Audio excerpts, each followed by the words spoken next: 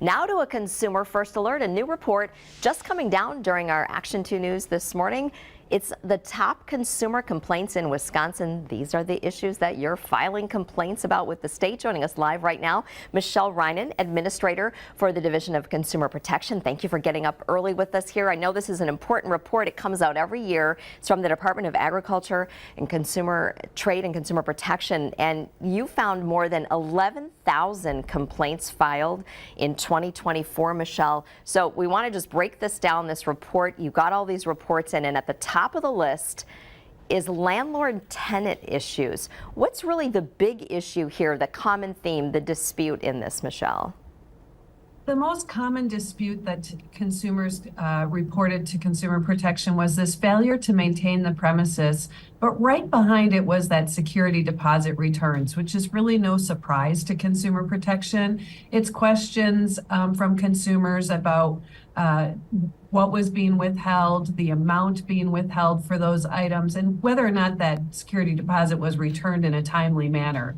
But then we also saw complaints about unauthorized entry and inadequate disclosures at the time of entering into rental agreements with tenants. And we're looking at the top 5 right here on your screen while we're talking with you, Michelle, so folks can get a look at this. The number 2 thing, something we talk a lot about in our Consumer First Alerts, telemarketing, telecommunications, those kind of things. The scams, the robocalls, those are the issues that we have heard from a lot of people about. The phone calls, and you're seeing that there's actually maybe a decreasing number of these complaints. I don't know, our viewers, I feel like we hear a lot from them that they're just constantly getting these type of calls. That's what you're hearing? Yeah, we have seen less reports of those spam and phishing, but we know they're out there. We wonder if consumers maybe have reporting fatigue because it's been our number 1 for so many years until recently with 3,000 and 4,000 complaints, but at this point we're just at 1,513. And the leaders really are those phishing and spoofing issues, along with imposter scams and robocalls. But we still get reports from consumers who are on the Do Not Call registry who are receiving telemarketing calls. And we really need consumers to report those because that's a law in our state. And we want to be sure that we're enforcing it and making sure consumers don't receive those calls and businesses are honoring the Do Not Call lists. Yeah, that's what people ask a lot. Does the Do Not Call list work? And what happens if I'm on that and I file a complaint? Well, if you file a complaint, we're going to follow up with any business that is truly in existence. We're going to decipher, is this a scam or is this legitimate? And then we're going to see if that business is registered in this state to be making calls and take appropriate action from there.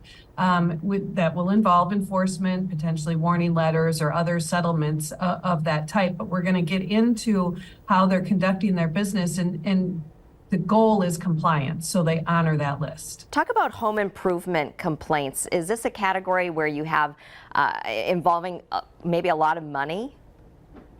Yes, absolutely. You hit it on the head there. 664 complaints in home improvement, and it does involve a lot of money. It's someone's home that they want improved in some way, and a contractor who's doing that work. So we saw complaints about the quality of work, which we can't do anything about, but delays in performance and a failure to provide services and materials or even honor warranties.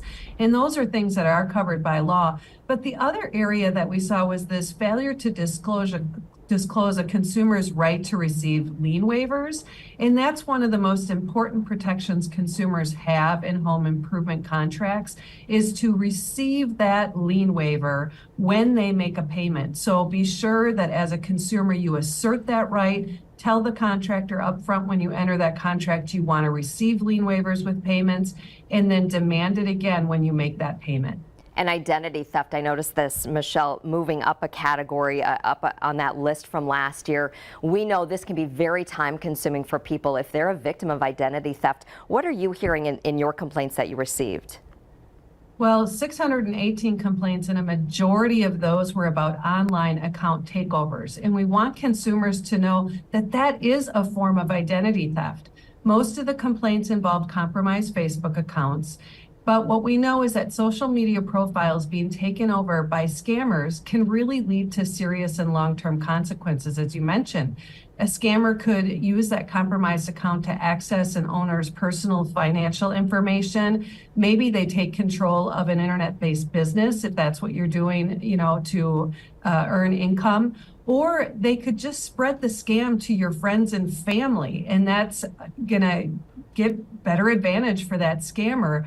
And so we need consumers to pay attention if they see anything suspicious with online accounts and take action to change those passwords, contact the platform that you're on that you think that there's been some kind of compromise there.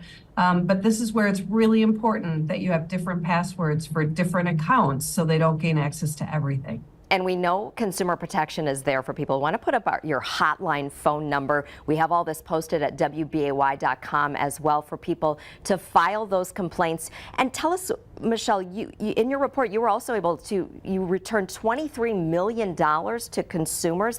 That's important. That's why people should file complaints. Absolutely. Through our mediation and our investigations, we were able to return more than $23 million. That comes in many different forms. Sometimes it's just a credit for the consumer back with the business. Maybe it's a full refund. Maybe it's the value of getting an exchange. But it's also some of those investigative settlements that can take years. And so that number fluctuates year to year based on the number of settlements. And the money from the settlements, if it doesn't involve restitution, goes back to consumers through the state's Common School Fund to benefit public education. And that's how our state statutes are set up for that money to go there. Well, we appreciate you joining us live this morning. Michelle Reinen with the Division of Consumer Protection. So important to keep you informed. Appreciate your time this morning. We'll continue to follow all of this in our Consumer First Alerts, as you know, and we appreciate your time. And we post all of this at WBAY.com as well, so you have those resources and those tips for you. Emerson?